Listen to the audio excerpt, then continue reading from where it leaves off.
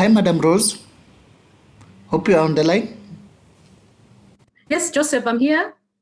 Okay, just let me know if you'll be sharing your screen or I should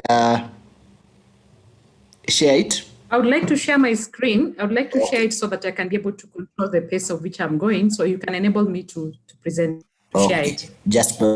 just putting you as a co-host now, and then we'll start in the next 3 minutes at 6:05. That's perfect.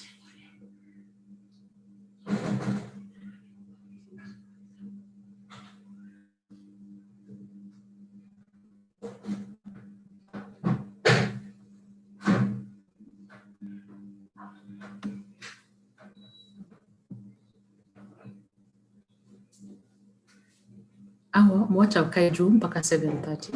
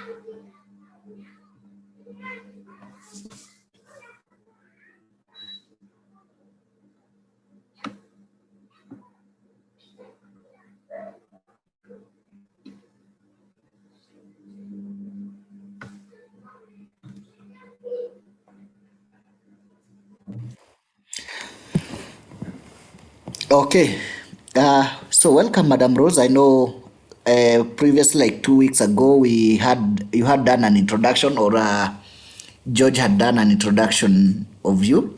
So we are elated to have you here with us today, and hoping that all of us will get to learn something from your topic, which is very intensive: leadership, and of course the other aspect that are in it. So we are looking forward to your deliverables and what we'll get to learn.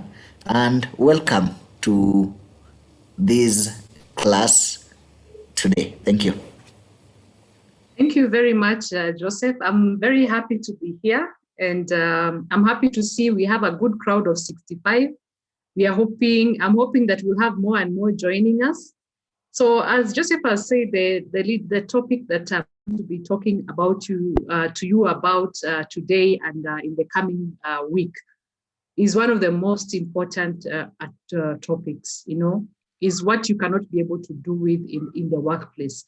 Because as you're entering, especially employment, you're not employment to say at the entry level. You are hoping that at one point you're going to be at the senior leadership of that organization. You're going to be the CEO, or you're going to be the top manager of a certain department.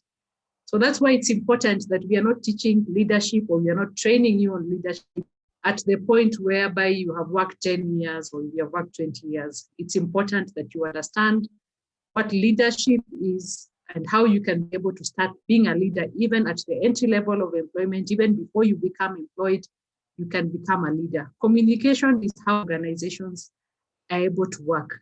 So it's very important that you master communication and understand how to be able to communicate in the workplace. And relationship building, networks. You all understand, kama una network, hakuna vile kuna mahali utaenda. Networks are very, very important. So it's important, these three very skills are very important for your career progression. And you're very lucky that, at this point, you've been able to get this opportunity to learn about these skills at this point. Some of us got out of the university and we are not gone through some of these skills. So consider yourself very lucky. Today's session will be very interactive. So if I pick on you, ensure you are saying something. I don't want a session whereby it's only 3 people who are communicating. Let us have more people talking. Let us have a discussion, because that is how you learn. Don't have the monopoly of knowledge. There are some things that you know that I may not be able to know. And in exchanging ideas is when we are able to build. So I'll go to my presentation outline. I'll take you through what the objectives of this session is: leadership, communication, assertiveness, and hopefully we will get to relationship building by end of today's rest. We hope that we can be able to deal with it in the next week. So what are the objectives of this session? First, we want to understand the importance of leadership in the workplace. We want to learn effective communication in the workplace, and also understand the importance of building healthy relationships in the workplace. So by end of all this, if you will not have learned these 3 things, then it will have been useless for me to be here today. So I want to ensure that you have all these 3, you've been able to understand what they are, what communication is, and how you can be able to inculcate it in your daily living, and how it can benefit you when you are joining the workplace. So before I can go to the objectives, our first topic is going to be leadership. And I want to request one person here to just define what leadership is. So you can unmute your microphone and tell me what you think leadership is.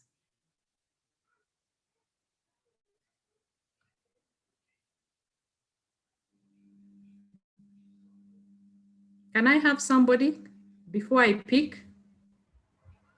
Because if I don't hear somebody, I'm going to pick you out. Yes, I can hear somebody speaking. Please go ahead, introduce yourself and tell us what leadership is. Right. I'm Moses Kimani from KU. I think that leadership might be maybe providing direction to a group of people. Yeah. Thank you for that. Can I hear from Anne Mumbi what she thinks leadership is?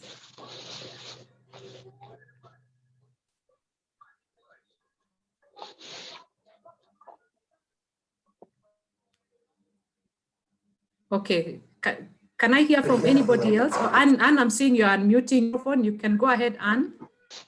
Leadership is, I think it's the art of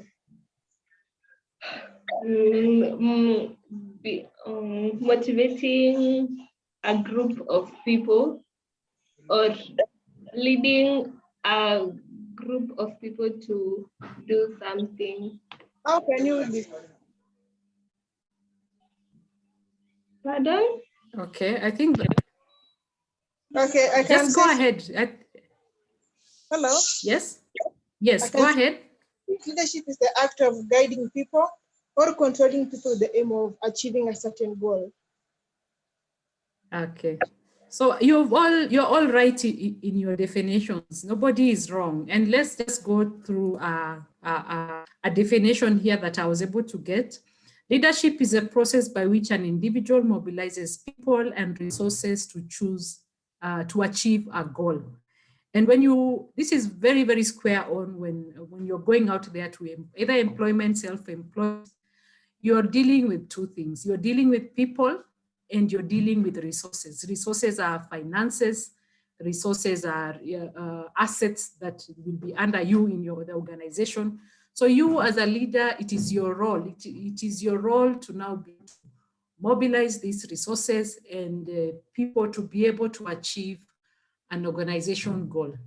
And as I'd said initially, whether you are an office manager, project manager, you are an entry-level person, you require to have leadership skills. Effective leaders have the ability to communicate well. We are going to talk about communication later, to motivate their team, handle and delegate responsibilities, listen to feedback, have flexibility to resolve problems. So as a leader, you just know problems are your problems. People, you need to listen to people.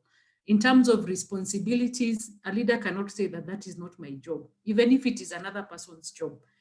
A leader always comes out and says that if somebody else has done it, I can be able to provide direction in terms of what the issue is.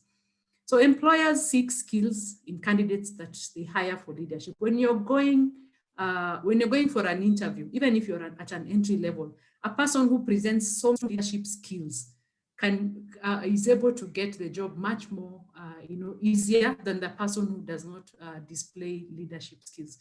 So it's important that you understand those skills, develop them, inculcate them in yourself, in your daily life. And leadership doesn't only start at employment. I believe when you are in campus, you've been able to participate in several leadership positions, whether it is in your club, whether you have become a class representative. I believe you have gotten opportunities, even in your family. In your family, at one point, maybe you've been at a leadership position. In your clique of friends, maybe you are the one who is, the leader, the one who's always giving the idea, let's go here, let's do this. So leadership is something that we live on a daily basis. But now when you get to the job, the workplace, leadership becomes intentional. Leadership becomes about, taking responsibility and leading the rest. So in terms of skills for successful leadership, before I can go to those skills, I have to request if we can be able to have to hear from you, Kevin Mutuma. Skills, what are the skills you think are important for successful leadership? Kevin, can you hear me? Yes, I can hear you clearly. I think the skills that leader should have, you should be able to motivate others. You should also be goal-oriented or lean towards achieving the results. You should also be good at time management. You should also be very well organized and also flexible to adapt to the various changing environments. Okay, that's a very good answer. We have Laura Were. Give me more leadership skills that you think are important. I will say having empathy, so that you can be able to understand people's different emotions during the job, but not too much to the point that people take advantage of you. Okay, that is great. We have Nelly, the last person. Nelly, give us some of the skills of a good leader.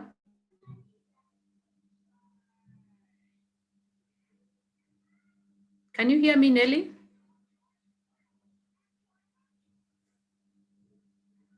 Okay, Nelly is not coming through. Can I have Caroline Muigai? A good leader should be goal-oriented and also assertive. Okay, that is wonderful. You have talked about assertiveness, a very, very important topic that we are going to deal with. So all of you have what you have said is all right. And I'm sure the rest of you are now very prepared. I hope you're very attentive, because I will click on you and I will ask you a question. So, and that is part of leadership. You should always be ready to be able to say what is in your mind. Don't be afraid. In this class, there is nobody who is right, there is nobody who is wrong. It is a discussion that we are having. So some of the good leadership skills are there for you to be successful in the workplace. Is communication. You need to be able to have excellent communication skills, and we are going to delve further into this topic of communication, and not only communication to your boss, but also communication to those colleagues who you work together, you're on the same level, colleagues who are below you, you should be able to communicate. And if a leader today, the most important thing has been established for people who are very successful leaders is that they are excellent communicators. So it's important that you are able to communicate well. You will even see how people talk, how leaders talk. It's different from how they talk when they are at home. You'll find a leader has a voice that projects. You'll find a leader has a tone, they can be able to, people can be able to say that this is our leader. And for example, when you see our President Uhuru Kenyatta on TV, he projects, the way he communicates, he projects leadership. And I think we should start working towards those. Your body language, does your body language communicate, that you're the person in charge? Are you talking to people? Do you have eye contact with them? Are you, do you listen, or are you just talking? Somebody who just wants to talk a lot and doesn't want to listen. So communication is, I would say, if you look at leadership, communication is 90% of leadership. It's very, very important. Motivation. In the workplace, you're going to deal with people, especially if you're at the point of leadership. As a leader, you need to influence people towards the direction you want them to go to achieve the organizational goal. And it's important that there are some people, sometimes they do not have motivation. Maybe they have worked in the organization for long. Maybe they are dealing with their own personal issues. So you need to find a way of motivating them so that they see the goal that you all are driving to. And motivation does not all the time has to be money. You can motivate people through, recognition, recognizing the efforts that they are doing, giving commendation letters. You can even a pat on the back and say, you've done a good job. That is motivation. Motivation doesn't have to be monetary. Yes, if you're in an organization whereby they can be able to provide the monetary motivation, that's well and good. But research has shown that, a monetary motivation, a human being is normally not satisfied, no matter how much money you give them. And for me, I have been in employment for 17 years. 17th year in employment. I graduated in 2014, in 2004. In 2004, I was telling myself, if I get a salary of 35,000 shillings, I'll be the happiest woman in the world. I'll be so happy. Let me tell you that when I got that 35, I was not satisfied. Then I went to another job, I was like, if I get a salary of 100,000 shillings, I'll be there, as in my dream will have been met. I got that. It never got me satisfaction. And I continued, I grew in my career until I realized that there are some people whose motivation are not money, money oriented. I think personally, my motivation is, am I contributing? Am I being valued? Am I being creative? What impact am I making in society? Yes, there are those people who can be motivated by money. I believe money motivation, sometimes when you're still, entering the career, you're still, at the entry level, maybe money can motivate. But as you go up, the motivation becomes different things. It's not money alone. Then another good leadership skill is delegation. When you're a leader, you cannot be able to do everything. You cannot be the one who is driving to the airport. At the same time, you're the one who is writing the report. You're the one who is, picking the phone. It's important that in your skills, you're able to effectively delegate. And you don't delegate everything. You can't delegate your responsibility as a leader. So for example, I'm a manager today and say, I have delegated my managership. No. Delegation has a certain level of it. There are things that you can delegate and there are things that you cannot delegate. And even if you delegate, there is responsibility. And by delegation, maybe this is very technical. Delegation is giving work or sharing work amongst your colleagues, whether it is, most of the time it refers to sharing work with people who report to you. So it's important that you're able to delegate. If you don't delegate, you become overwhelmed. And once you're overwhelmed, you'll be so irritated and you won't be able to be a good leader. Then positivity. There is so much negativity in the world today. In this era of COVID, there is always a negative story. And I don't know if you've always seen in the media. The media in Kenya, I don't know if it is in other worlds, has always had that, negative story. And somehow the negativity, it comes into people and somehow people become so negative. And it's important as a leader to stand out there and always be positive. Even if you see something has happened, that is negative in the organization, it is important you as a leader to look at the positive part of that learning. Even if it is something negative that has happened, how can we be able to learn from it? So it's important that we are able to be positive. As a leader, you're positive. In that situation, can you be able to identify the positive thing? Hata kama mumefika mwisho, in fact, how you are able to know a good leader is when now you are at the wall, completely on the wall. Yani mumefika mahali, yani it is hakuna mbele wala nyuma. But that leader, that person who steps ahead and say, okay, tufikirie, let us think, what can we do about it? That person who has not given up, has that positive attitude. This wall, we can break it through. That is a leader. Negotiation. In the world of work, everything is about negotiation. Whether you're going to the interview room to negotiate, you'll be told to negotiate about your salary. It's important you understand how to negotiate. And negotiation is not about you winning. Sometimes you can win, sometimes you can lose. The best case scenario, if you can have the win-win situation.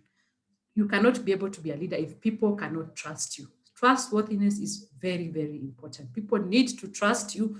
You need to have an open door policy. You shouldn't be that leader whom everybody is scared of. There are those leaders, they're like those maths teachers in high school, whereby if the maths teacher is just walking on the corridor, everybody is just running away. Everybody, they don't trust you.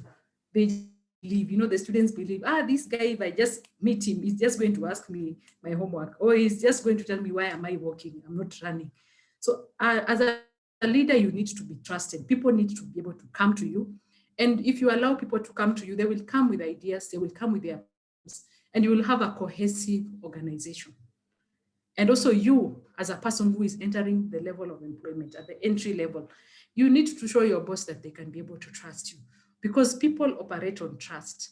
If your boss is able to trust you, then they are able to give you opportunities. They are able to see that this person I can be able to put in this place, this person I can be able to put him in charge of this project. And I've seen a lot of new graduates getting into the organization, and they get in with this mentality that they know than their boss. That they want to fight the boss at every instance. They do not allow that opportunity. Yes, there are bad bosses out there, yes.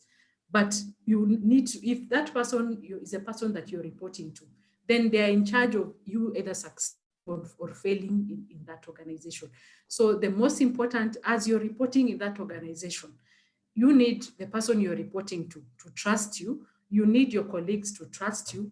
And when that happens, you will grow within that organization. Even if you make a mistake, you will have built that trust to the point of they will correct you without having to hurt you. Creativity is another very big thing in leadership.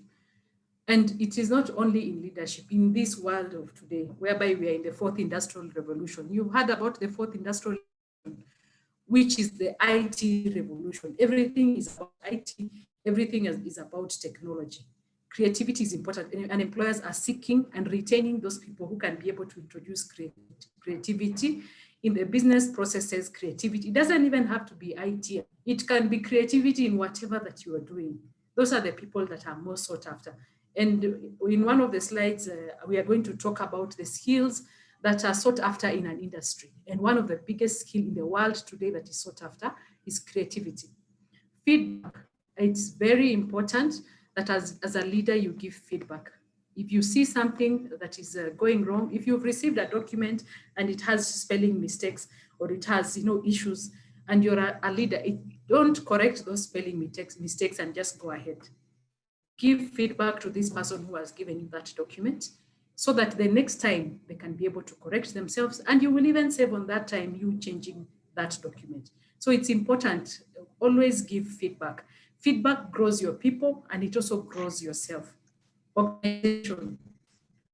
Sometimes I always tell myself, if you want to know an organized person, though some people are very organized, but they don't look at their desks. You will find in this world of today, an organized person might not have a single paper in their desk. They are very organized in terms of what time they arrive at work. They are organized in terms of work that they receive in their inbox, they have already, responded to it. If it is a work plan that they have, they are already implementing everything on time. So it's important that you organize. And if you're organized as a leader, you will always get promoted from level to level. You'll always move. But if you're somebody who is so disorganized that your boss has told you, oh, tomorrow we have a board meeting at 7 o'clock, can you come and bring? And you know what happens? You come at exactly 7 o'clock. You come at that 7 o'clock, what happens? The projector is not working. The whole board is there looking at you. You're trying to call the ICT guy, oh, come and fix this for me. Your computer is not compatible. You look so completely disorganized. And given yourself an opportunity. That was an opportunity to shine to your board members. And maybe a position is coming up, is going to be advertised. You're going to be appearing before these board members. And what did they see? They saw a completely disorganized guy who came in late. Okay, he maybe came in on time. He did not organize even himself, maybe to test that projector the previous day, test the compatibility of his laptop with the projector. So organization is very, very important. Responsibility. By responsibility, I mean take responsibility. Be accountable. We have these leaders whom the moment they are put to task about something, they're like, no, it was so and so, that it was so and so. It was, you are giving the blame to your team members as opposed to, taking responsibility. Yes, this happened in my team and I'm going to correct it. I'm going to investigate the root cause. You don't have to mention even the person. You can say, I'm going to investigate the root cause of this and I'll be able to get back to you. And you go back and correct it. So protecting your people and taking responsibility of the problem, not running away, even if you didn't know about it. Sometimes I'm a director in an organization. Sometimes I'm in a meeting and something has happened. My staff have not even informed me that this has happened. Are you aware the system is down? So for me, I'd be like, okay, allow me to be able to check on that. I will not now say, oh, let my colleague on the spot. And that creates a harmonious working relationship. And the team under you even support you because they know that our leader will always protect us. Our leader is always rooting for us. Commitment. That organization goal organization that you're going to work with is going to have a mission, it's going to have a vision. And as a leader, it is important that you are committed to that.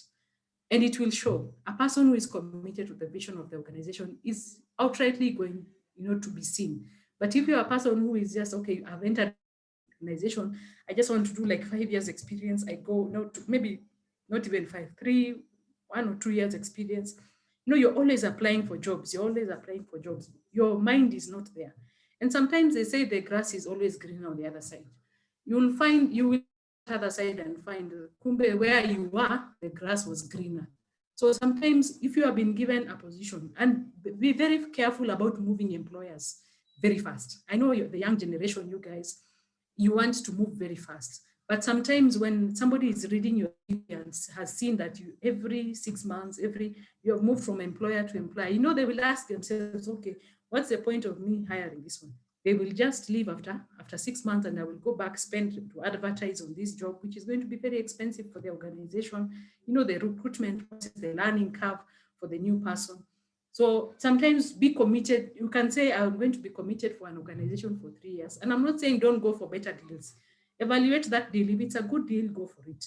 But also know that you cannot move so much, too many times. Then flexibility. You need to be very flexible as a leader. You should not be the kind of person who says, oh, that is the job for that certain department, that is not my job.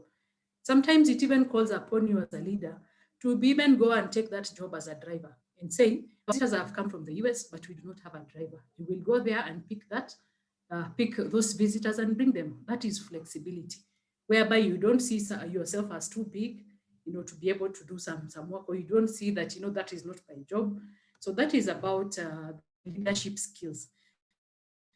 So I want to just ask, what leadership styles do you guys know? So before I call upon somebody, can somebody volunteer on the leadership styles that they know that exist? I know about coaching leadership styles. Okay. I also know about authoritarian leadership styles. Good. And I'm willing to volunteer those two for now. Thank you for that. I'm going to ask Alfred. Please give me at least one leadership style that you know. Alfred Lesam Power. You can unmute yourself and leadership style that you know, Alfred. Hi. Democracy. Where you allow democracy, that is good. The people under you to participate, like you are not bigger than them, and maybe authoritarian, where you are look like you are bigger than them and you dictate everything. Okay, thank you for that. Okay, I'm going to ask Rumana. Rumana, give us the leadership style that you know.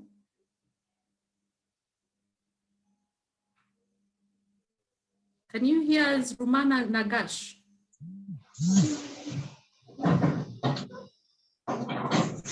Okay, Rumana can't hear us. Bridget Maura.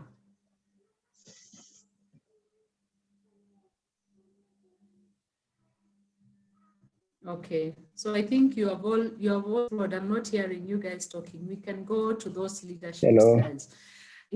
Yes, there's somebody talking. Yes, proceed. Okay. As for me, I'm Kiplang Atana from JKUAT. I know a bureaucratic type of leadership. Okay, this is a type of leadership where the leader follows a formal and very structural way of leadership. The leader follows the rules and regulation. There is also transformational leadership, aristocratic leadership, whereby in aristocratic, it is highly dictatorial, opposite of dictatorship, in other words. This is whereby the leader uses force of power to suppress people, no participation by members. Thank you. Okay, thank you for that. I think you have, there's somebody else who want to say something? Yes? Okay, let us go to the leadership styles. I believe these slides will be shared to you because what I wanted is that you, before the next class of next week, you can take that quiz. There's a link there. You can take that quiz and find out what your leadership style is. Very honest in the quiz. It will be able to show you what your leadership style is. And let's just go to the leadership styles. Democratic, which is the most popular. This is a leadership style whereby you consult others before making decisions, you know. For example, the democratic space that in Kenya, you know, you go to the electorate and tell them, do you want orange or do you want banana? You know, democratic leadership. Then we have autocratic. That one does not consult others, and I think people have said something about that, whereby you are the one who knows everything and you are the one who directs. Then we have the laissez-faire leadership, which is hands-off. You know, let people do what they want. You know, they know their jobs. Why should I be telling them, you know, about their jobs? They have a job description, let them do what they want. That is laissez-faire. And it's not a very good style of leadership. Actually, even autocratic is not good because it assumes that you are the monopoly of knowledge and you know everything. But in some situations, it might be able to suit. Maybe you're in a manufacturing plant whereby people are on the workshop floor and you need to tell them what to do.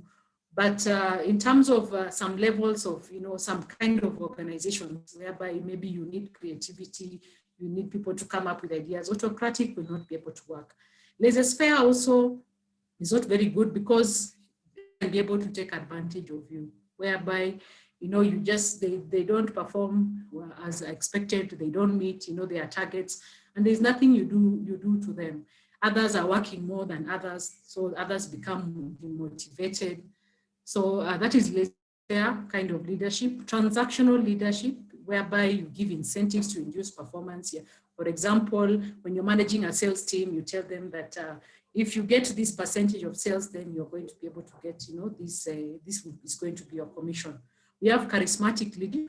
This one relies on charm and personality. And I think somebody who had charismatic leadership was Obama. was very charming and also had an excellent personality, and people gravitated towards him. Then we also have the transformational leadership. These are people who have desire to improve the situation. It's one of the best leadership styles that are there. Then we have servant leadership. They place the satisfaction of employees above else. And one of the best examples of servant leadership is Jesus Christ, who placed his people ahead of his disciples, even ahead of his own needs. Then we have the bureaucratic leadership. This one is by the book, following set down guidelines, and it's not a very good style of leadership, especially maybe in governments. It can work whereby you need to follow certain procedures, and if you deviate from those procedures, they are even you can be taken to court. But in some circumstances, bureaucratic leadership does not encourage creativity, because by the time you have an idea, for example, Mark Zuckerberg, if he had the Facebook idea, but he was in an organization whereby he's told, okay, put this idea down. Okay, for this idea, it has to go here. It has to go, you have to document this. You have to go through this panel. By the time that idea comes to fruition, somebody else has already copied that idea and ran away with it. You have already maybe been given up because of the up and downs that you have been taken. So it might be suitable in some instances, but in some instances, it may not be suitable. So at this juncture, I want to request if I can have examples of leaders, a democratic leader. Just quickly, can somebody give me an example of a democratic leader? Before I pick, please come up, give me an example of a democratic leader. Example as in person? Yes, an individual whom we can all relate to in the world, that is, you think is a democratic leader. Okay, I think we cannot, I think when you want to talk about a democratic leader, I think we should talk of maybe as an institution or something like that. Let's say at institution. I think just give it from perception. Let's just say what you perceive. Okay. When you see this person, okay, you can say maybe even a former president of Kenya or any leader that you can describe. Okay, let's talk of President of the United States, Joe Biden. Okay, so Joe Biden, according to you, is a democratic leader. Autocratic, can I get an example? Yes, go ahead. Xi Jinping. Please tell us about that one. I'm also ignorant on that one. You said Xi Jinping. Sorry, I can't hear. Yes. The Korean president. The Kim Jong-un. Or are you talking about that one is Xi Jinping is China. China, yeah. Okay. But is that democratic? China. Is that democratic or autocratic? Autocratic. Okay, and also I think Kim Jong-un is also autocratic. Yeah. Yes. First of all, you wanted to say something? Yeah, okay. Xi Jinping is not much of autocratic, he's democratic. But Kim Jong-un is autocratic. Okay. Then laissez-faire. Can we have a laissez-faire example? Can we have an example of a hands-off leader?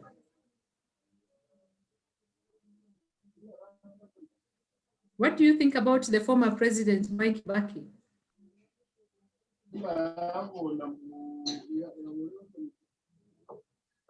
Hello? Hello, yes, proceed.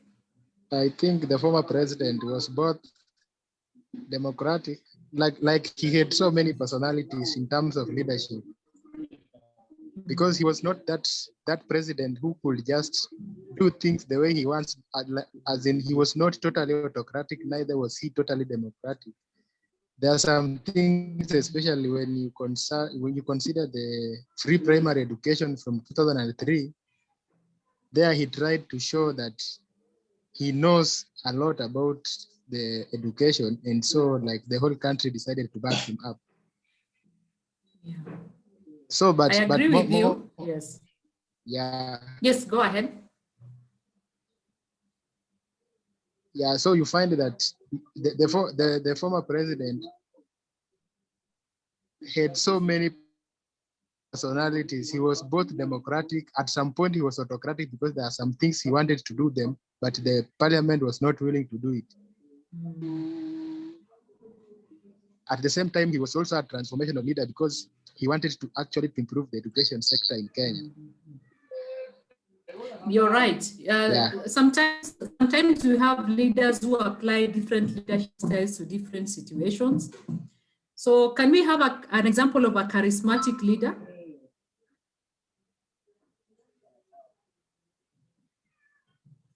Hello? Yes, proceed. Okay, this is charismatic, but in a negative light, I would say Donald Trump. Support. Okay, Donald Trump.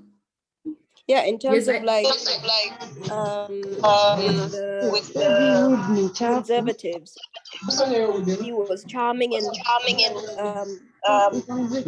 yeah, towards them. Okay, that's a good one. What do you guys think of Bishop Owor? I think he's a charismatic leader. Okay.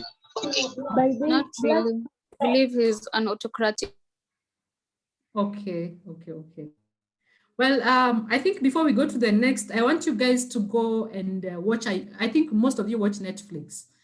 There is this movie called Wild Wild West. It's about a particular religious leader called Bhagwan, or it's called Osho. So just go and watch that movie, and I think we can discuss next week on what kind of leader you think Osho was. So we have transformational leader. Can we give an example of a transformational leader? Hello. Yes, proceed. I believe the governor for Machakos County, Alfred Mutua, is one of the transformational leaders we have in the country. Okay, that's a good one. A servant leader? Oh, Yeah. yes, go ahead. Somebody was saying something else. Yeah, so a transformational leader, I think the late Magufuli comes to my mind. That's a good one. Magufuli, And the late. Go ahead. I could say Paul Kagame, the Rwandan president. Paul Kagame. Apparently, there has been so much transformation in that country. Okay, so let's move fast. Servant leadership. Can we come to the next to save on time? Servant leadership. Servant leadership. Yes, apart from Jesus Christ, give me another example. Servant leadership. Okay. Yes. Okay, servant leadership, we can say Mother Teresa. Okay.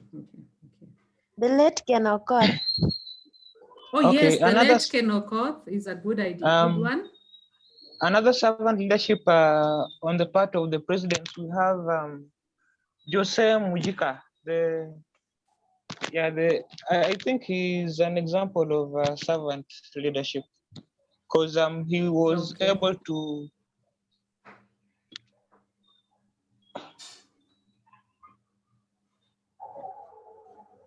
We can't hear you. He was able to.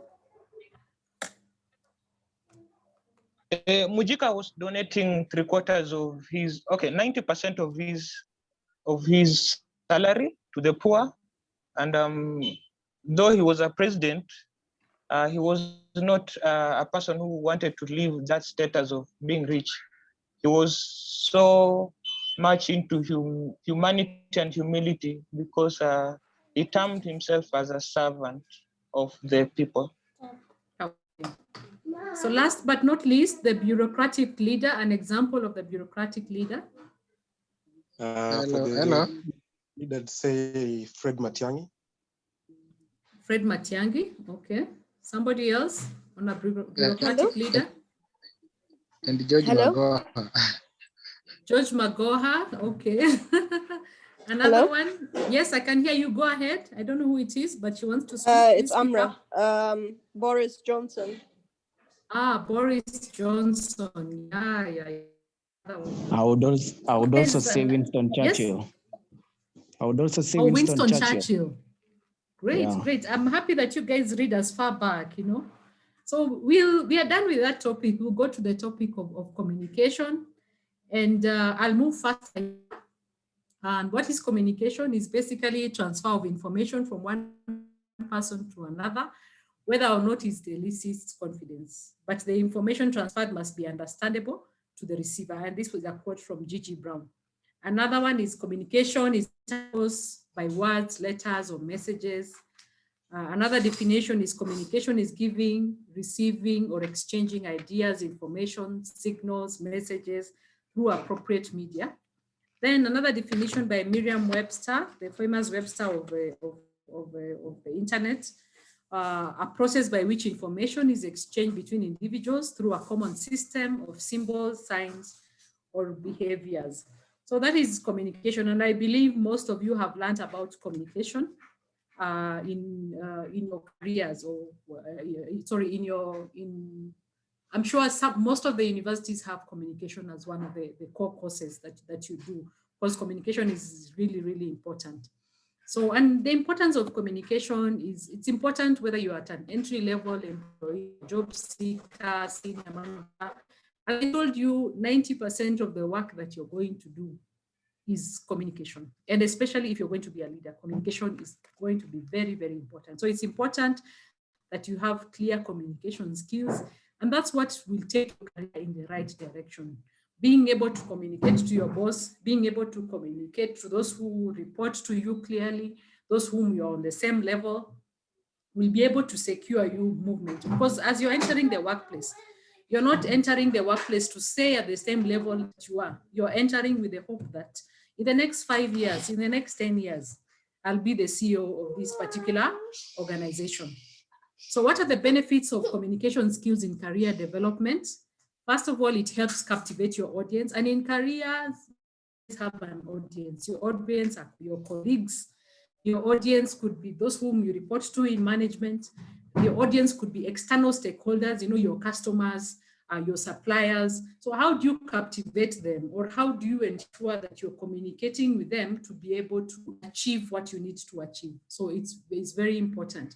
Also, handling and resolving conflict.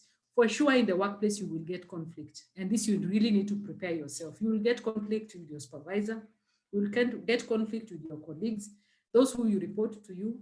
And how you resolve conflict is through clear communication, without bias, without attitude. That's how you resolve conflict. And if you leave conflict to fester for some time, it's going to ruin the organization culture, and you will not stay for long in that organization.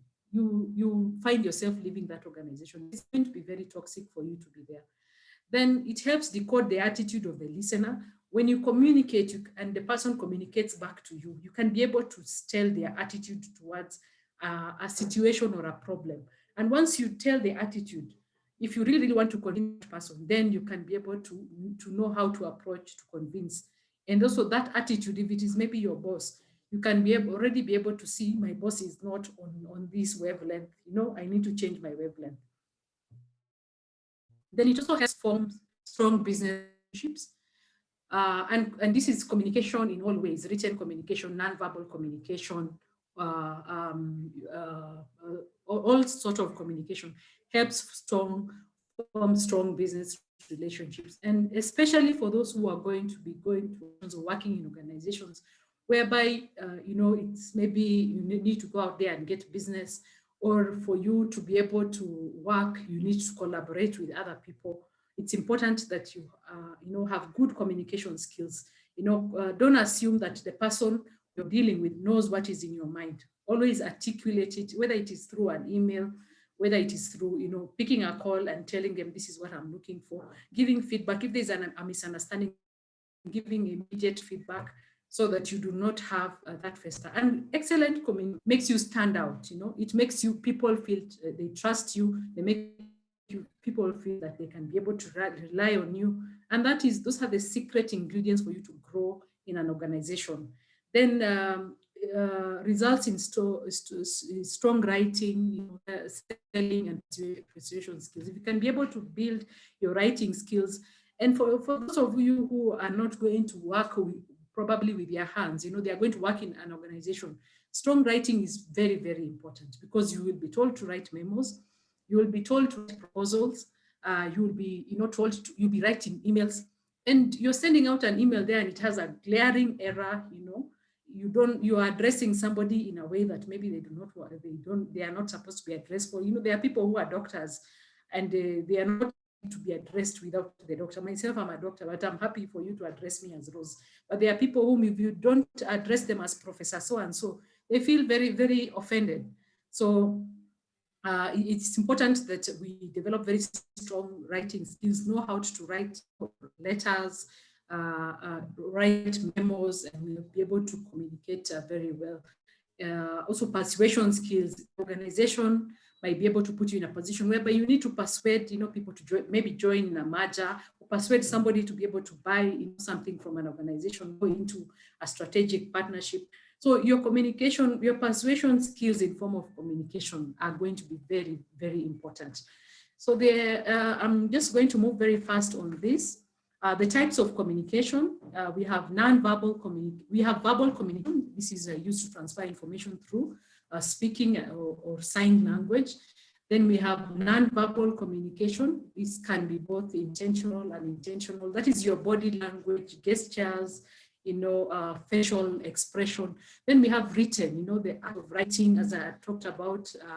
Then visual is the act of using photographs, art, sketches, charts, graphs, and all these are important, especially nowadays. There's so much information competing for our eyes, especially when we go to the internet.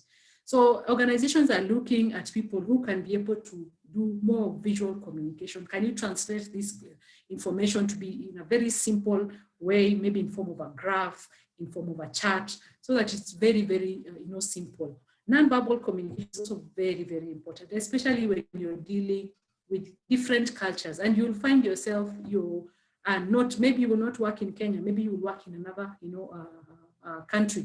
So you need to know non-verbal cues. Like in India, in Kenya, the way when we say no, we are shaking our head from side to side. But when you go to India, when we say no, we are shaking. Then when in India, I think they nod when they say no. So you need to understand the non-verbal cues across cultures to be able to ensure that you're not offending anybody. There are some cultures who don't shake hands. For example, I know some Muslim culture they do not shake hands of women. So you need to be very alive to some of the cultures, especially when you're going to a new place. Take time to find out, how are these people. There are Maasais who, old men, they touch your forehead if you're a young girl. They don't shake your hand. For me, I'm a Kalenjin. My culture is that if I'm greeting somebody who's older than me, I have to hold my two hands, and greet them with one hand straight, the other supporting. So we have to understand, the cultures, because in the world that we are in, it's going to become a global village, and you're going to be dealing with people from different cultures. So I advise you, when you're interacting with somebody of a different culture, get to understand, what are their non-verbal cues. And then also in your workplace, let's say, for example, you'll be working with diverse people. Get to understand, what are the cues. There's somebody whom, when they are slouched down, it means they are relaxed. But there are some people who are slouched down on the chair. It means they are already bored, of what you're saying. So you need to decipher all that information. So communication skills for career success. This one I want to hear from you. What are the important communication skills that are there for the success of your career? So I'll start with Wanja. Wanja Ngunyi, tell me a good communication skill that is there. All right, I think one of the very good communication skills that would help in career advancement is one that you mentioned, or just being good at verbal communication, i.e. negotiation skills. So being able to negotiate, if it's for better deals or good salary, or being able to speak up when something wrong is happening, or you would like something to be adjusted. I think that's one of the things that really helps in career progression. Great. Judith Ngesa, can I hear from you?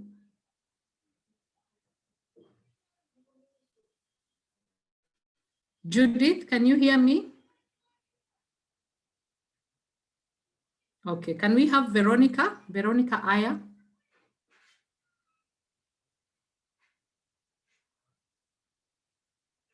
Veronica, tell us a good communication skill that you know. Haya, amuongei leo. Haya, Kimario, there's somebody called Kimario. Please tell me a good communication skill.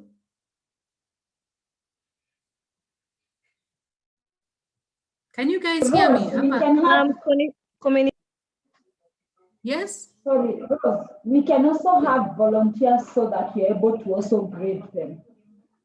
Yes. Okay, okay. Yeah, can we have volunteers? Yes. Can we have volunteers?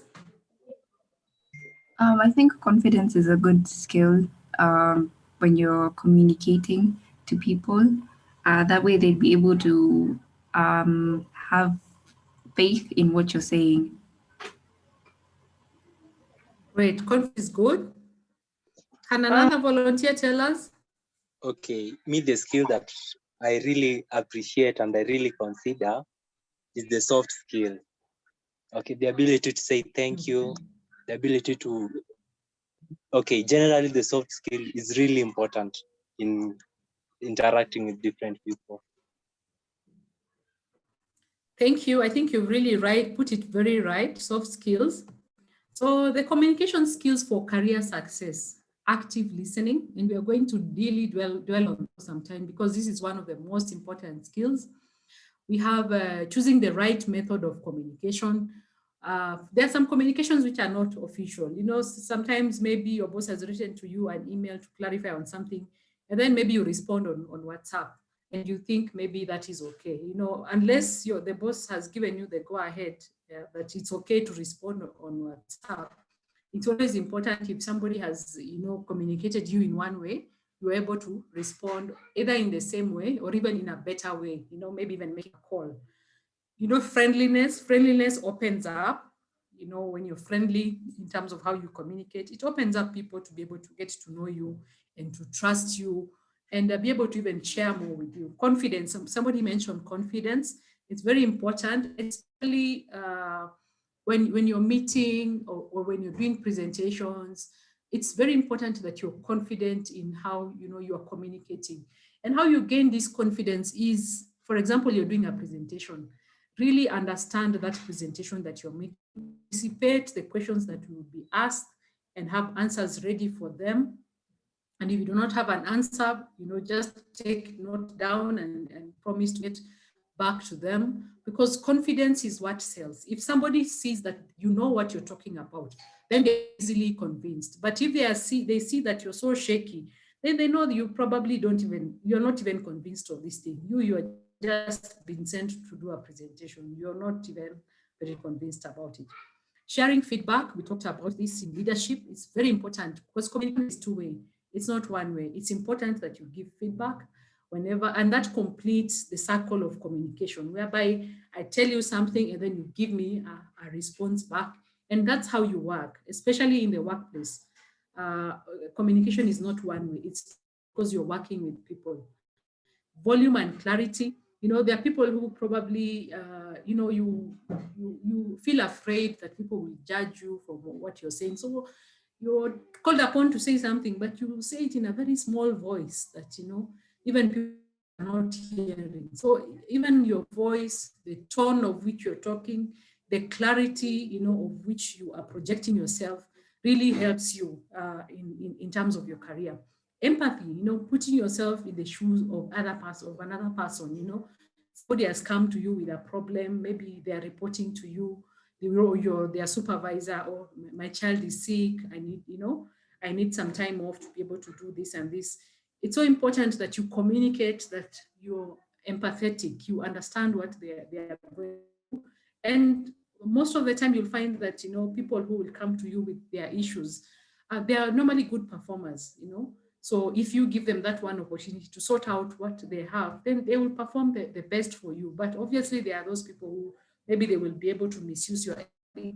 And somebody who is empathetic, as an empathetic person, you need to spot those, you need to be very careful not to be misused, Respect. This is the most important thing in the workplace when you're communicating. Your communication should be able to convey, to respect that person. Even if somebody has, offended you, how, they have responded to you. Do not respond back on the same level. Show respect.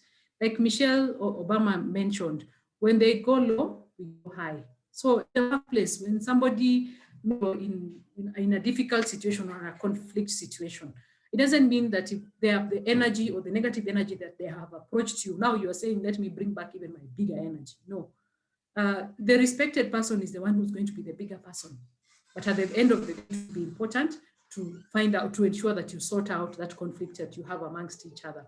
Non-verbal cues, I think I talked about that. And also responsiveness, be responsive in the way, you communicate, don't leave any communication that has not led to how timely is your response, because your boss sends you an email and says, today is Friday, today is, I think it's Tuesday. By Wednesday morning, we will be going to such and such a place to be able to do this. You are responding to that email on Thursday, it's already, your responsiveness is too late. You've already forfeited that opportunity that would have been hard to showcase. Maybe even your boss saw that you're not responding and gave somebody else that task to do. So I'll go to the most important skill in terms of communication. And I would like volunteers to tell me the difference between active listening and passive listening. Allow me to pick a lady who has the name of my two sisters, Claire and JKUAT. I have two sisters, one is called Claire, another one is called JKUAT. So allow me to ask you, Claire, if you can be able to tell me the difference between active listening and passive listening.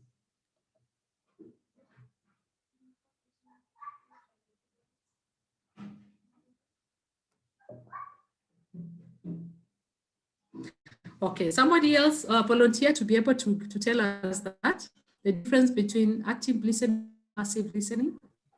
Okay, I'm Kelvin. Active listening is whereby, or an active listener or an active listening audience, it's able to give you feedback, like they respond by nodding their hands, showing that they are participating. They respond to things that you say, like they laugh to a joke. And then I think a passive listener is just a person or an audience which is just there receiving the information. They are not actively involved in the conversation, just being there and lending the ears. That's very, very good. You've actually been spot on. So we can go to it. The differences between active listening and passive. I'll start with active listening because it's more important. Active listeners engage with the speaker through nonverbal cues such as eye contact. They restate or rephrase what they have heard back to the speaker to confirm their understanding. The speaker acknowledges and the listener repeats the cycle as new information is introduced. That is an active listener, somebody who is engaged in the conversation.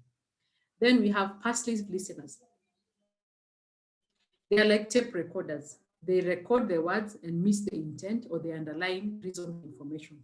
If the speaker is providing a clear message, listeners will probably hear most of what is said. Passive listeners are often distracted, look at the cell phone, going over to a to-do list in their head, an activity which pulls focus from. So the difference between the two is that an active listener is somebody who is within the conversation, who has the intention of getting that information, understanding it very well, so that they can be able to process it in one way or another. A passive listener is just that who probably just feels, what the person who is talking is not, what they are talking is not important. So they are just there because they have been, forced to be there. They are not very interested in the subject matter. They are demotivated. And you can be able to tell when you're speaking to an audience, you can be able, as a speaker, you can be able to tell. And I think it's also very important. Yes, you shouldn't be a passive listener, but it's important as a speaker that you make your message very concise, make your message very relevant, ensure that the people in the audience who are attending to the session that you are in are the relevant people. Because, for example, you are talking about, you're talking about agriculture, you're talking agribusiness, but you've called engineers who are totally not interested. For them, it's not something that they are interested in. For sure, they are going to be passive listeners because, so what value is it adding to them? So as a speaker or as a person who is talking or even as a leader, it's important that you ensure that you have the right audience listening to you, people who are interested in the content that you're willing to deliver, customizing that content to that audience to ensure that they are active listeners. They can be able to give you feedback as opposed to just being there and listening. And we are seeing a lot of this in the workplace, especially when we are doing this, working from home, whereby you have like Zoom meetings the whole day. So everybody in the organization has planned their own Zoom meeting. You have a Zoom meeting from 8 o'clock to 9 o'clock. And also the length of time, the length of concentration. Concentration is very, sometimes people cannot be able to concentrate for long. So you'll find the first speaker in the morning, people will listen, the second they will listen. But by the time it is getting to evening, then really people switch off. You find somebody has, they've connected themselves to be seen that they are in the meeting, but they are elsewhere. Maybe they're even in another device in another meeting, or they are doing their own things. And it's even possible it is happening here, which I hope it is not happening. But you just connected yourself and you're doing your own things, But as we know, we see your name here, we know you are there. So the benefits of active listening is you reduce misunderstandings. When you paraphrase or speaker has said, the speaker will, if you paraphrase wrongly, the speaker will correct you and say, no, that is not what I mean. What I meant, this is what I meant. It increases productivity by engaging in active listening. It means you can be able to exchange ideas. I can be able to say, oh no, what you're saying, I don't feel that is the right approach. Then can we try this approach? And that blend of ideas increases productivity. It also builds a relationship because the person who is speaking to you, when they see that you're actively listening and interested in what you're saying, in what they are saying, then you gain trust, you build rapport, and that person becomes your ally within the organization. Also, it builds a sense of deep trust, and that's the same thing. You get trusted. It broadens your perspectives. You have one particular perspective, which might not be the complete truth, but when somebody introduces something else, then you're like, oh, I didn't know this. So my perspective has broadened. Now I even know more than what I didn't know. It strengthens your patience. The ability to be a good leader, it takes time, and you need to develop it over regular effort, whereby a lot of the things you will listen to will bore you. But even if they bore you, there is an opportunity for you to be able to get something, from that conversation. So it builds your patience over time, makes you approachable. Because if people know that you are a person who listens to people and you're a patient listener, then people can easily be able to approach you. They'll say, whenever they are creating a team, they're like, let's have this person. This person listens. And when he listens, they're able to give us ideas. Then increase competence and knowledge. Obviously, there's this saying that says there's a reason why you have been given 2 ears and 1 mouth, for you to be able to listen more and be able to talk less. So when you listen, you're able to gain more competence, you're able to gain, especially at the entry level of your career. Because you'll find people who have worked for 10 years, you'll find people, you might consider them as fossils, people, when I say, we're on a fossil, he has worked here forever. But let me tell you, that fossil has a lot of knowledge that you can be able to, that old baba, that old department head whom you are thinking that, huyu tunangojea aende nyumbani, has a lot of knowledge that they have gained through experience that they have gained, through interactions that they have gained. They have so much to give you, but maybe because you are seeing they are old, you are disregarding them. So there's a lot of knowledge and competence to be gained by listening to people. Then it saves us time and money, because if there are misunderstandings, then there is a lot of time to be lost. We have to repeat the same thing. We have to hold meetings. Money is lost because probably I'll tell you, go and buy 10 of avocados, but you had go and buy 100 avocados. We needed 10. So where are we going to take the 90 avocados? The organization, if it is a catering business, is going to lose because avocados don't last for long. You will just probably have to give them away. So the organization will have lost, the business will have lost money. Active listening also helps to detect and solve problems. As a leader, you should always be what employees say. And what employees say is actually what is happening, especially if you're an open leader. They might not, especially I look at it from the point of view, if you're the CEO and you give an opportunity to people who are even entry level, they're not your direct reports, to be able to give you suggestions, to be able to give you information, innovations, then you'll be able to detect what is going on in the organizations. But if you are listening to just a few people, you will not know where the problem is. So how do you practice active listening? You pay attention by making eye contact and giving the speaker your full attention. Avoid distraction of thinking about what you will say next. Then use body language to show that you're listening. It can be hand gestures, it can be nodding your head. It can know how you're positioning yourself in your seat, can be able to show that you're actively listening. Seek to understand what the speaker is saying by reflecting on the information, paraphrasing. You can say, sir, did you mean this and this and this? Then you say yes or no. Remember, if you have a question, someone else in the group as well may as well so speak up. Don't be this person whom you're like, hey, can you, you want somebody else to ask that question for you. Be confident and stand up, and how you learn is, by asking questions. Don't feel that if I ask, people would say that I'm stupid. Actually, there's a saying that says the world belongs to the askers. If you do not ask, then you will not receive. And I think the Bible also says that.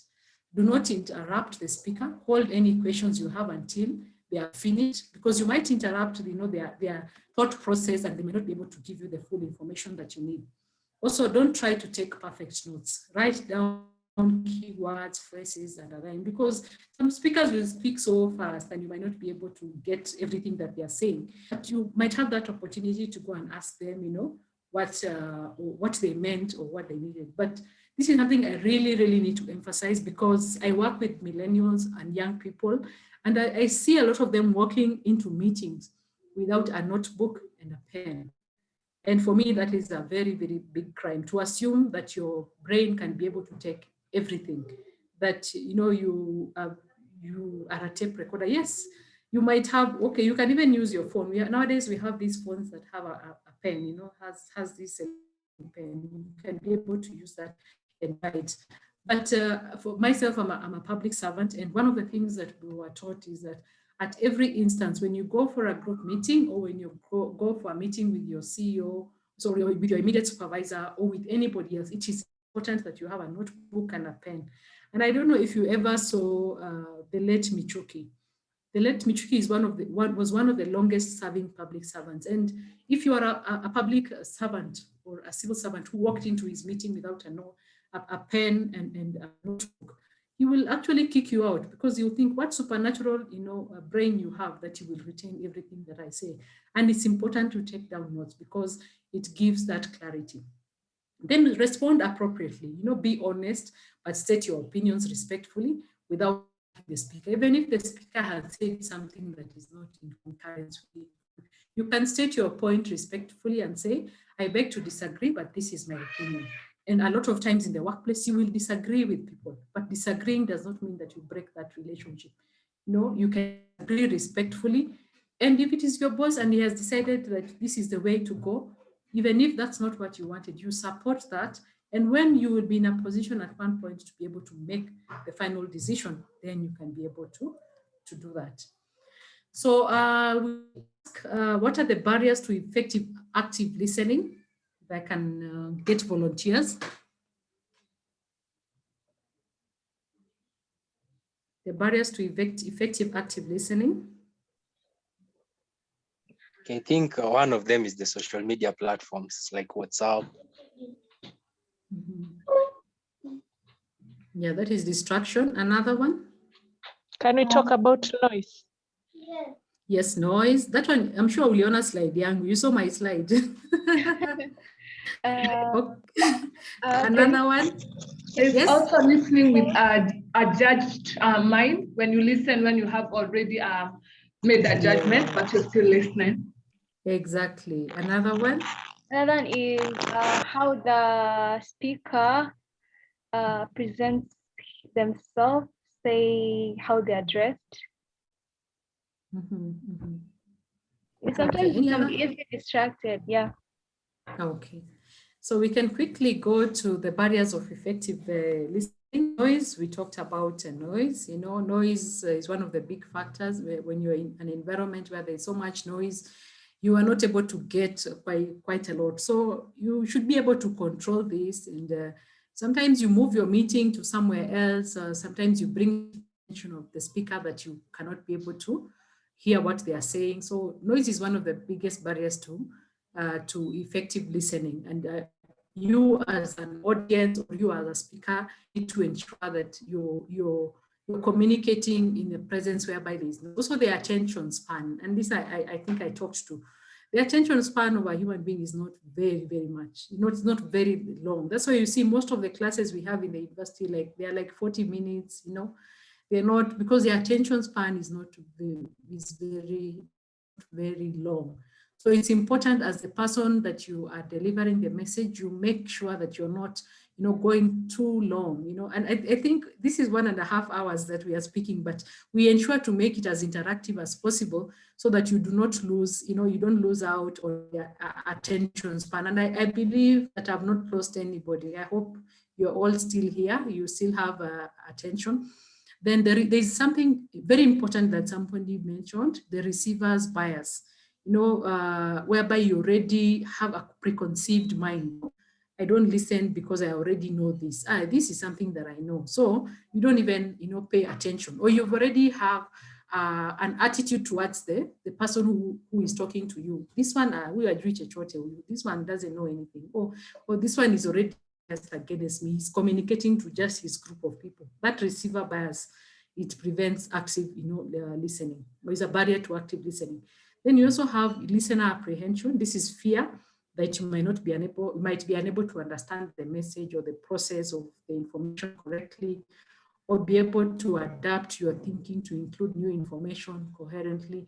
And this happens a lot to new graduates who are entering the workplace, whereby you are afraid, you know, you're afraid of speaking up, or you're afraid of asking questions because you feel that people might perceive, hey, now you kweli ako sawa, you know.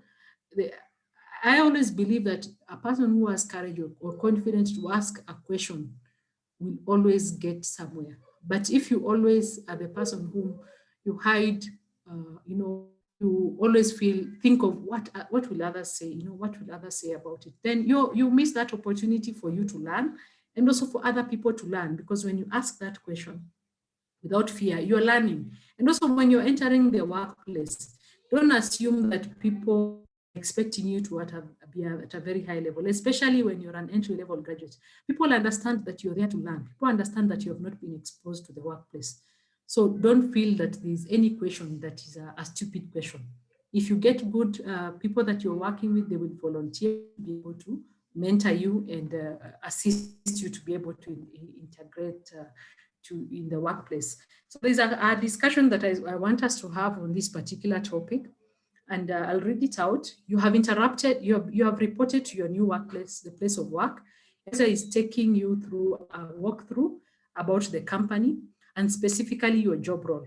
How would you ensure that you practice active listening in this situation? What is the importance of practicing active listening in this situation?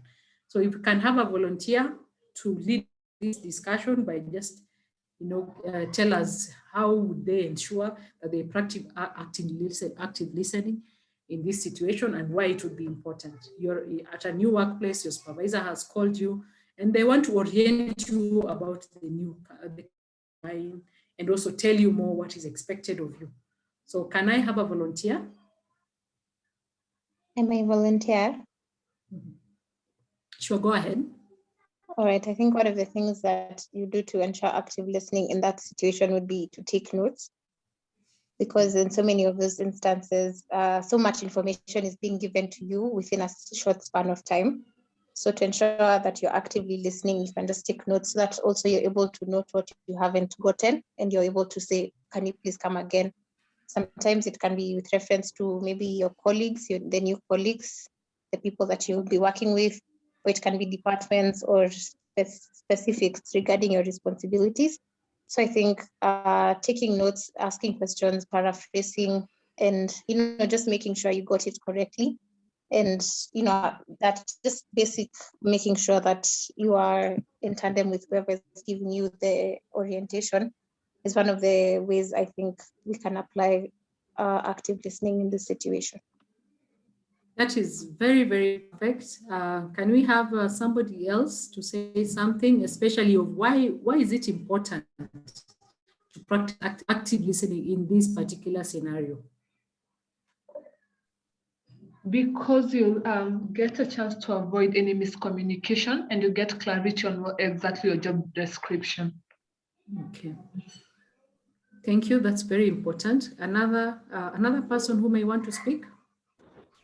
I think also it's important for orientation because now you're being taken through the whole company and everything that is happening in real time. So by you engaging and by you listening, you also get through the orientation. Also, orientation is important because now at the end of the day, you would be very conversant with where you work, the people you engage in, the offices, stuff like that. That's what I think. Yes. That's very important. Is there anybody else wants to say something? I think asking questions will enable you to build a rapport between the individual and you, and therefore making your stay at the institution more easier. That is excellent. Anybody else? Okay, again, on the importance, I think being an active listener will show the supervisor that you are engaged and interested in knowing about the company and your role. Okay. Any other? Okay, I want to try. Yes. Okay, in my opinion, apart from all the gains and everything that you might benefit from the fact that you be listening actively, I think it's also because people are putting time and resources into the fact that you're being oriented and the fact that you're being introduced, or someone is taking their time to take you through the whole process. So I think at the end of the day, it also adds up to that, and you are conscious and awareness about the whole situation. Okay, I think all of you have really, this discussion is basically a judge on how well you have understood one of the most important communication skills, and that is active listening. So I'm really, really happy with the responses that you've had. And one of the most important things I just want to make on this case study is that at this opportunity that is being presented, it's very important for you to ask questions on what your supervisor or your boss expects from you to be able to perform. What does he expect from you? What does excellent performance to him? What are the things that you need to do? And this is normally the most important conversation that you need to have as you're entering the workplace, for your supervisor to know, what are your aspirations, for you to ask questions. Most of the time, your job description will have been given even before you started. So you need to look at that job description. If there are questions that you need to ask, you need to ask. And that the questions that you will receive also establish how you'll be able to engage with your supervisor. How does he prefer to communicate with you? Does he need weekly meetings with you? Does he need reports on your work? This is a very good opportunity for you to communicate and clarify the expectations, from your supervisor, and it will lead to the success of you in that position, and it will also foster a trust between you and your supervisor, and you'll see yourself, rising up because your supervisor will have trust in you and will be able to recommend you to even other positions. So as we are coming to the end of this, I just want us to introduce, we will not go in depth into it, but I just want us to introduce the topic of assertiveness. But before introducing, I just want to hear from one or two people what they think assertiveness is. According to you, what is assertiveness?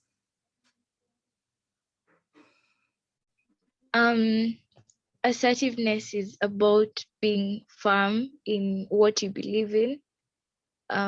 Yeah, just basically that, being firm. Okay, any other person who can define for us what assertiveness is? Yeah, What I hello. think of,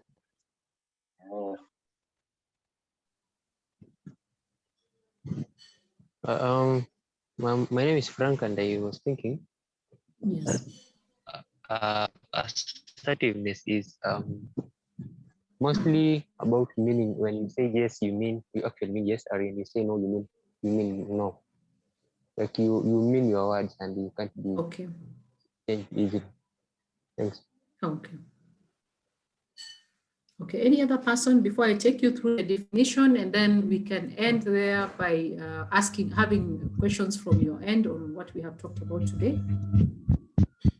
Okay, maybe concluding on what is assertiveness, I would say being assertive is being able to take your ground and meaning what you believe in.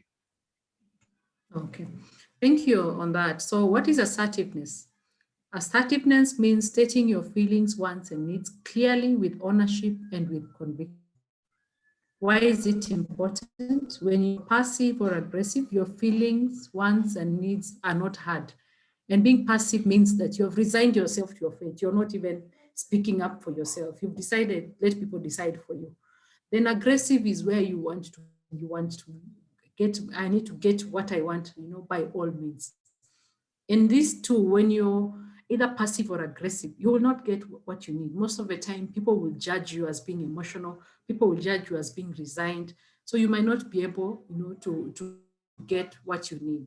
So, and this will lead to feelings of being isolated in the workplace. You feel, I'm just here to be seen, but not be heard. Resentment, anger, depression, helplessness. So that is what assertiveness is. I do not want to go deep into this. This is just an introduction. We'll be able to do more in the next lesson. So at this juncture, I just want to ask if there are any questions on anything that we have covered so that I can be able to address them. okay, I just have a question, or rather it's just a suggestion.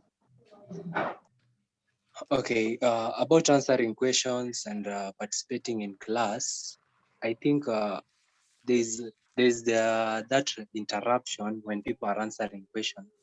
I think as the person moderating the class, you should be using the hands. People raise their hand, because I saw people raising their hands, but you just went on calling people who were not, maybe they were not even in the meeting, or people are just unmuting their microphone and speaking, leading to confusion. And there is that place where people raise their hand. I think we should consider that so that we can have a smooth flow of the class.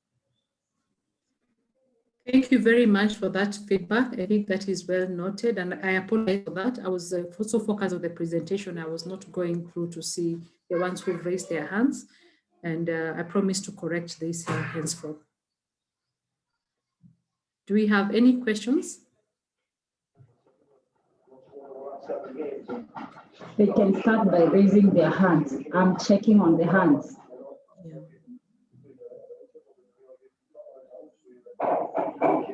No questions?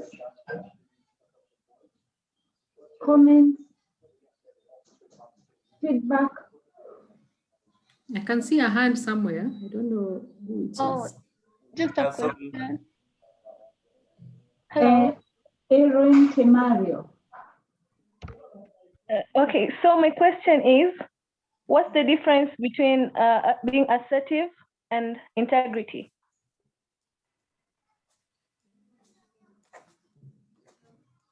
What is the difference between assertive and integrity?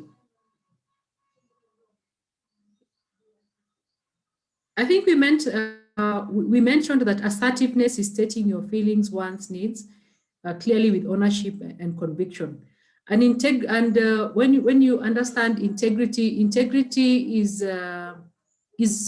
your ethical view towards a particular situation or instance. You know, what is your integrity comes down to your values, and I would say it's very closely related to assertiveness, because there are instances maybe in the workplace that you will be approached with a situation that compromises your integrity. And that is where you'll need to be able to use your assertiveness to ensure that you've stated clearly what are your feelings. If that goes against your integrity, it goes against, you know, what you believe in, then that's an instance whereby you need to practice assertiveness to say that this is not according to, you know, especially for some of us who are aspiring to work in government or work in government, you will find situations whereby you will be put in a situation that it compromises your integrity, and your assertiveness skills can be able to get you out of it by stating clearly and saying that this is what I mean, this is the, you know, this is what the impact that it has, and this is what I would like to be done. So we'll go deeply in the next to learn more about assertiveness, to practice it, but it is very closely linked to integrity. Thank you for that question. Thank you so much. There's a question, he's gone. I think there was another hand. I have lost it. Joseph, can you see another hand?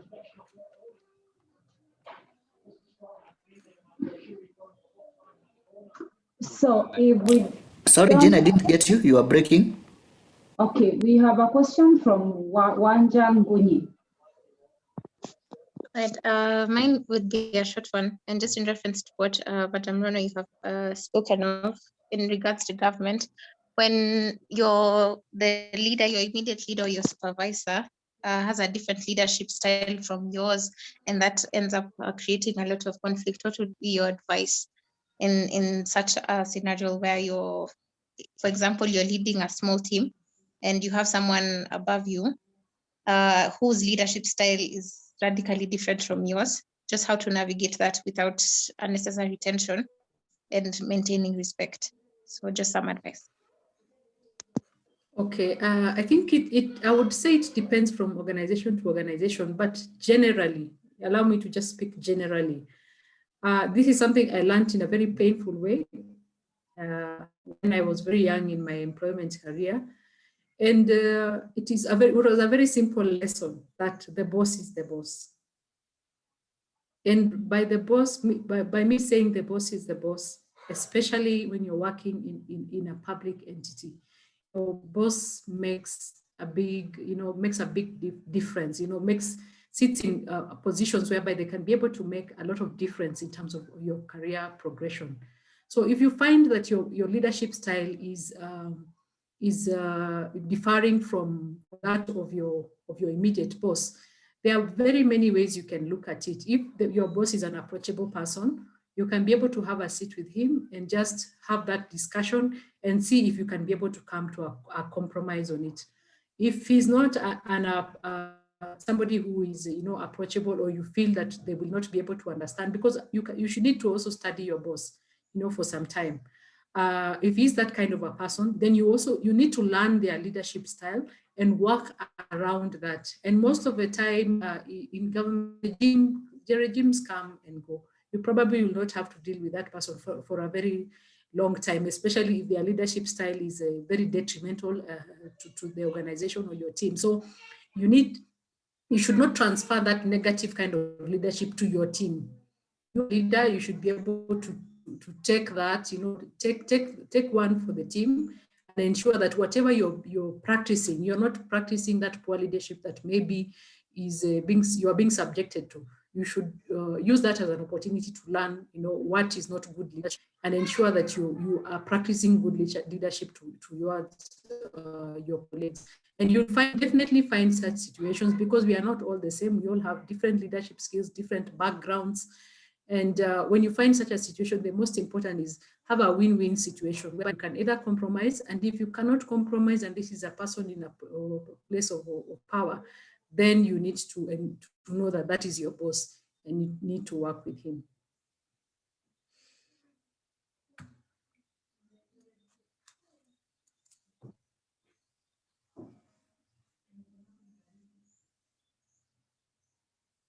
Back to you, Jen. All right. Any questions? So I am seeing a comment from somebody who is saying we need to give priority to the chat section, especially for students with hearing disabilities. And I think it makes sense, but I would also want to say that the reason we have the interpreter is so that you who has a hearing impairment, you can participate like any other student in this session by simply turning on your video, and Byron will shift from signing to voicing. Is that correct, Byron? Byron? Yes, it is. Yes, so any student with a hearing disability who has a question, please, you have the right to turn on your video and your question will be listened as an active participant. So as much as, yes, we want you to be laid back and put your questions on the chat, we would also want to encourage you to sign and ask your question in class actively. Then I have seen another comment. It's just comments around raising the morale in terms of team and everything else that you've learned about. I think it's good you can quickly go through the comments on the comment section. I was about to talk about the last question where I never received a confirmation email for the class, yet I attended.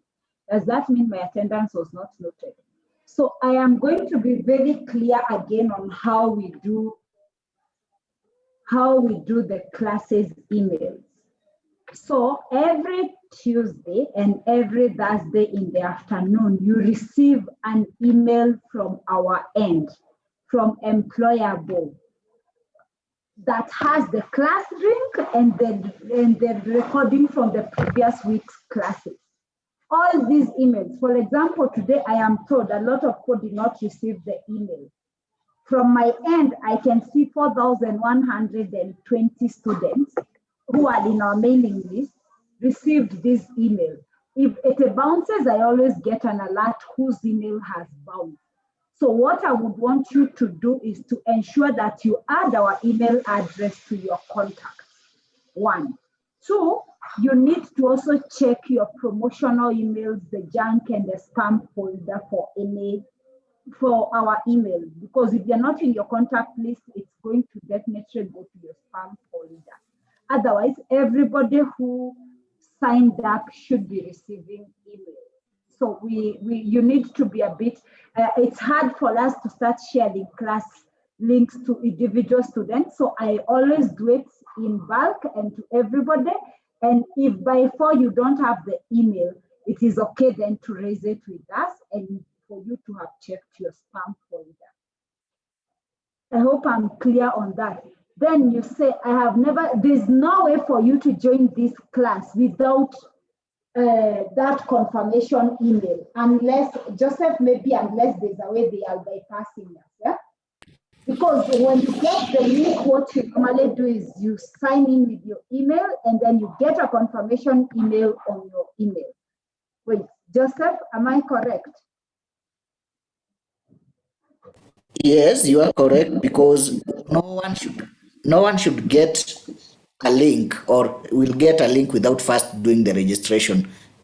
We do the registration prior to you getting the meeting ID and the password. That is where you're in our mailing list. Then when you're joining class on the material day now with the link that you send, when you click on it, it doesn't take you straight to the meeting. It asks for your credentials, right, Joseph? Yes. So as long as you are asked for your credentials when you are joining in the class, that is the registration we look for when it comes to participation.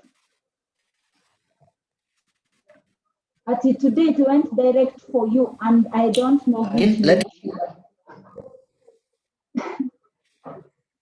Yes, Joseph, please help me. Again, just to confirm, just The to one that confirm, comes from just you. to give a confirmation, we are not looking for them on Joseph, you are losing you. as the Joseph, attendance you are list. losing you. Zoom meeting.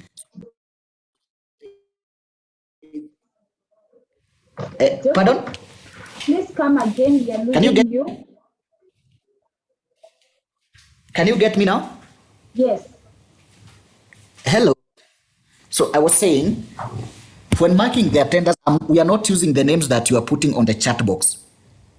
We are using the names that are, or the attendees who attended the Zoom meeting.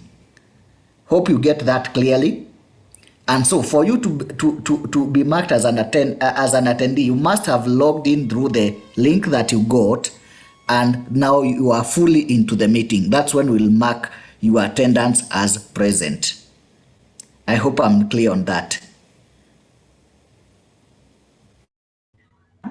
Thank you, Joseph. So if you still have questions on attendance and what, like I have said, it is very simple. Rely only on the link that comes from the email that is shared every day when there is a class. The blue branded flyer that has a link, you should rely on that link only. If you click on that link, we know who has clicked on it and we will get your credentials. It is that simple. So as long as you're using the right process, your names are captured. But for the sake of clearing doubt and people wondering if they've been marked present or what, maybe what I will have to be doing is, it's too much work, but after, like on a monthly basis, I can easily provide a tally of how many lessons everyone attended. I hope that's fair enough. Then yeah. I have a big announcement. So, you know, we had very exciting sessions with Lucy around resume writing, job interviews, and all that. And in the beginning, we also promised that we will be getting you the industry champions, the big wins of this, or the big employers, the people who are in the decision making in terms of employment. We agreed that we'll be getting you people to either have a mentorship session with them or have a career talk or things like that. So I've been able to secure one big person. I will not disclose who for now, but what I want first from all of us is that I want you to make sure you block your 14th May afternoon from 2 to 3. 14th May, 2 to 3. It is a Friday, so and that week we will still have the Tuesday and the Thursday classes, but we'll have a very engaging discussion with somebody who is a CEO of a big company, and he will be talking to us about getting work ready and what employers are looking for and all those kind of discussions. So the other big assignment I want you to now have, and you can use your class representatives to share your views, is I want you people to give me ideas on how we can make as many students participate in this career talk as much as we can. Like, they don't necessarily have to be participating through the classes, but people you know who can benefit from a career talk from a big bank CEO. The other thing I also want to get from you, one day you're the class representative of this shift, right? One day you're the class representative for the Tuesday class. Is one yeah. in? Yes, I'm here. Okay. So what I want, because I realized like people are sending like short messages. So I want to get testimonials from from people who, if you feel like from when you started this program, there has been an impact in you. I will send Wandia instructions and Masha for the Thursday class. I'll send them instructions on what people need to submit and how to submit. And then Wandia and the other class representative will collate all of it together and send that to me. I think it's easier that way instead of me receiving 100 emails with like one sentence. I know that can actually happen in your Telegram and WhatsApp groups. Is that too much to ask? This is going to be assignment for this week. So I'll be sharing it with the class representatives and they'll bring it down to your social groups. The last thing is that from next week, I also want us to start being very active on social media and let other people know about this amazing project. So I'll also be looking for like social media champions, like influencers from within the class, who we can use to like push our messaging and resharing and commenting and things like that. So we are getting busy. We are almost halfway through the program. And as you've heard from Dr. Rose today, there's a lot of exciting things that are ahead of us. And I hope that with each trainer, you pick something that helps you in your future careers. Unless there's a question, I have no more announcements. Somebody says I would have started my exams by then. Bashir, can you please air you have exams the week of 14th May or? Yes, okay. I'm starting my exams from 10th May. Oh, okay, which university, sorry? JKUAT. JKUAT, you have exams that week, eh? Yeah. I really hope I will also check with our contact person at JKUAT, just hoping like there won't be like a class, like an exam in the afternoon of the Friday. And if there is, you can definitely be excused, but you'll have the recording of the session. Eh?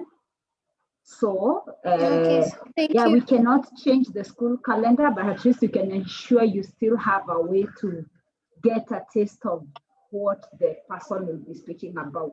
And I hope all of you will not let us down by keeping quiet and waiting for this person to just ask questions and you are not engaging him. I want him to be on the hot seat because people will be having like high-end real-time questions. Sawa? Thank you. All right. So Joseph, you can respond to John. There's a John who says he's been using the app instead of the link. Zoom has a way of capturing everybody who attends, as long as you join with your name and not with your device name. Right, Joseph? Yeah, and I think one thing that is so clear that if you've registered using an email, I will get the email, and most of you, I know you've as I am recording your attendance, I see most of you have names that are not corresponding to those particular emails that you've put. Like you enter using the phone names, but there are some at least that we can get their names from the email. So even if you use an application, we'll be able to register your attendance. So it's not that it's picking the link attendance only. Yeah. So please, with that, I will not, like, at least be very sure I know the active participants of this session. You will not be punished for not attending class because you had an exam. I understand the school calendars, and I will ensure at least for the committed ones, they get all the benefits without any kind of like, there's no punishment. In fact, this you see for us is a value addition to you. And that's why you see we started like with 200 students. Nowadays we get 100, 120. So we still have people who fall out of the program, but I am sure we have a few committed people who will really benefit from this. So relax, don't worry. You are in class, we will not miss your participation. We normally have the chat, we have the recording of how many people participated and their emails, and all those information is available. So relax. So I think we have addressed everything. So I would want to say, Karibu sana, Madam Rose. We look forward for the next exciting weeks with you and as you share your wisdom. Let me tell you something about Rose people so that you can also take advantage of that. Rose works for the government and Rose has a lot of connections for internship and placement opportunities. Rose, am I lying? No. So Rose is our person to connect us to the industry for sure. Even if she doesn't get many people into placement, I am very sure by the time she's finishing with her sessions, she can easily be able to say this particular person can fit very well in this department or this ministry in the government. So we have a very huge resource and we must take advantage of that and engage her as much as we can. So Wandia, the rest of the questions, I am very sure they concern you. You can put your number. I will share the contact details of Madam Rose as I share the presentation before your next class. So Wandia, please share your number for those that are not in the WhatsApp and the Telegram groups so that you'll also be able to pick up information from them. Wandia, put your number on the chat and everybody can pick it up.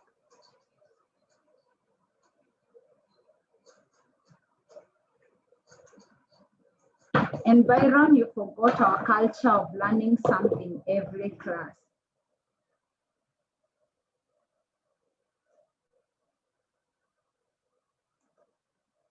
So Wandia's number is on the chat. Byron, what can we learn today? Maybe greetings. All right. Good evening. Greetings, before like good night. Yeah, before good night, we did good night.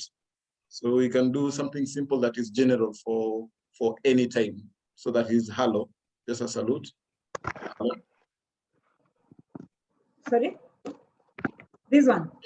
General greeting. So you do a salute. With my left or right hand?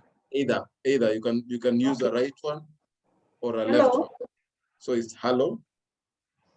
If you're having many people, then you use both hands and you say hello. Right? Ah, nice. Yeah. So we all know how to say hello in sign language. And we also know how to say good night. I forgot good night. Yes. So good night. You tap. If you tap on the back side of the palm, that is good, right? Good. Good. Then night. It's like you're closing the curtains, right? Like you're closing the curtains. An open palm. Like good. Wow. Yeah. That's very good. Good. Nice. Yes, very good. Nice. Yeah. Then hello. Then hello. So if you have many people, so and make sure you maintain the eye contact for communication. So like hello, guys. Hello. You have many people. It's hello. Only one person. Hello, Jane. Right? Yes. Hi, Byron. Hi. Yes. Thank you. So we have something new today. Good night, everybody, and see you next week.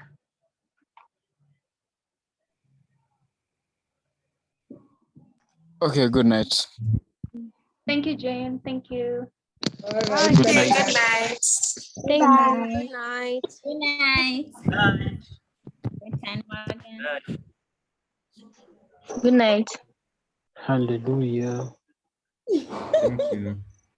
Amina. What is hallelujah? Have a good That night, guys. class was long, eh? Huh? We should just continue. Okay, we can continue. I know Joseph will do his magic just now. Joseph, bye. Bye. I was almost doing it. I was on the verge of doing it. Please do it now. I do. All right.